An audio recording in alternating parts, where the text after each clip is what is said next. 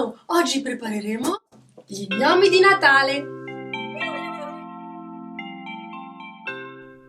Serviranno mezzo chilo di riso, panno lenci, un calzino, colla a caldo, elastici, un gomitolo di lana e un paio di forbici. Riempiamo il calzino con il riso. Nella zona del calcagno raccogliamo un po' di riso e formiamo una pallina per il naso, fermandolo con un elastico. E poi chiudo anche il sopra con un elastico. Con l'aiuto di un coperchio disegno un semicerchio e taglio.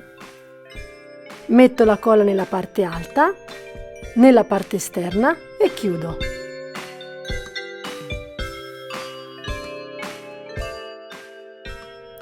Adesso con la lana faccio una trentina di giri intorno alla mano e taglio. Poi prendo un altro pezzettino, avvolgo il tutto facendo 2 nodi e poi taglio ancora la parte finale. Metto la colla sotto al naso e attacco la barba.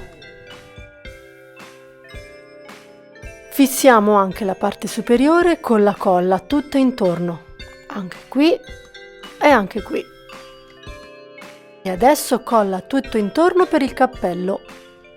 Ci siamo! Adesso non rimane che decorarlo. Un po' di cipria sul naso e un po' di decorazioni qua. Avete visto? È facilissimo. Provate a farlo anche voi e lasciatemi un commento. Ma non prima di esservi iscritti al mio canale. Ciao! Non perdetevi i prossimi addobbi natalizi!